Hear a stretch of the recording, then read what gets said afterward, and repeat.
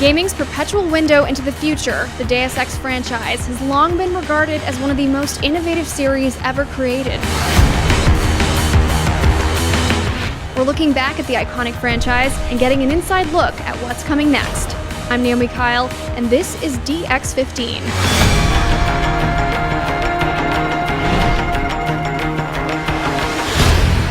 In a dystopian future of 2052, Deus Ex has long been regarded as one of the best PC games of all time, with over 1 million copies sold since its debut.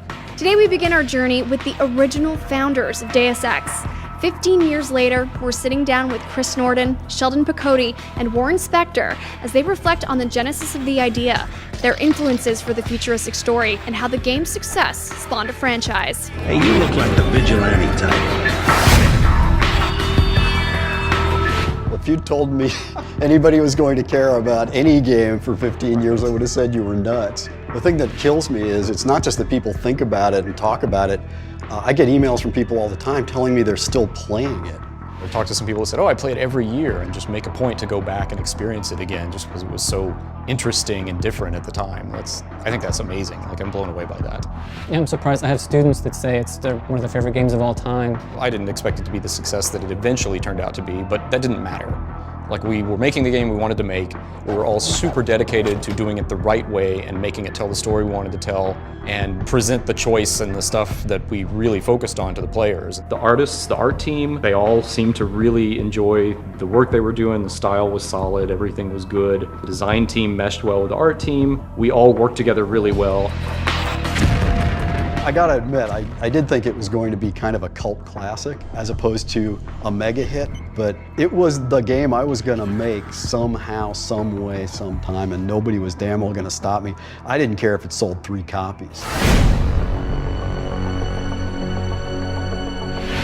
Well, I started thinking about Deus Ex in 1994, actually, which was 6 years before the game shipped. I was tired of making games or playing games about guys in plate armor with giant swords and you being the last space marine between the Earth and alien invasion. I was about to start another company entirely, and I got a call from John Romero up in Dallas from Lionstorm saying, how would you like to make the game of your dreams with no creative interference? No one will ever tell you anything. And I just, who says no to that opportunity? Deus Ex Machina is a literary criticism term that basically says writer writes him or herself into a corner, that you can't get out of. And so a god descends from the heavens and just says, poof, well, that plot problem is solved. Deus Ex is kind of a statement about how bad game stories are. It was 3 or 4 years before the millennium. And everybody expected Y2K to destroy the world. And I started thinking about, what are people thinking about? What do people care about right now? And everywhere I turned, I saw another nutty conspiracy theory. Give me a chopper and a pilot and I'll handle it. The starting point for Deus Ex was, what if every conspiracy theory people believe to be true is true? What happens if you take a guy who believes that things are black and white, good and evil, and throw them into a world that's all shades of gray? What's going to happen when we have mechanical augmentation and nano augmentation? What does it mean to be human? And then on top of that, what happens when you throw in AI that actually becomes sentient? And all that stuff, it's actually all come true. A lot of people ask me, how did you predict all this stuff? It's like, we didn't predict anything. We tried a whole bunch of different stuff and we told a lot of different stories, and some of them just happened. Because in the future, you don't necessarily know how that particular object is going to react. You know what it is today, but maybe in 50 years, computers don't look like computers anymore. So we can kind of reimagine what objects might be and then make them behave the way we want them to behave based on our technical limitations, which was a very nice little cheat. I think whenever you write fiction, you have to believe in it yourself as an author.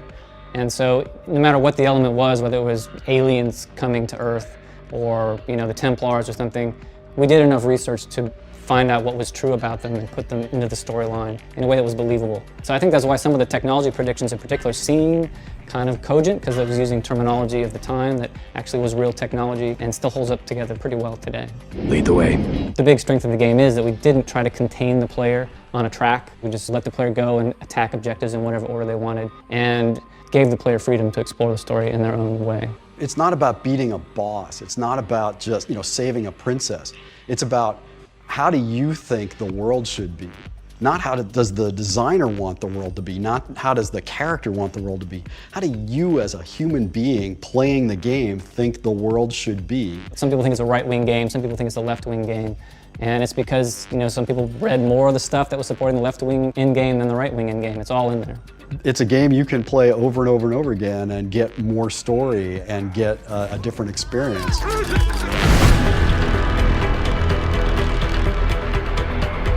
I think there are a lot of games out there that were influenced by it. We were kind of the first game that mashed up genres in the way that we did. At least one of the first games that really put players in control of the story. And since then, you can rattle off the names of plenty of games that are now doing that, frankly doing it probably better than we did. But it's nice to feel like you made a difference, not just to players, but actually to other developers as well.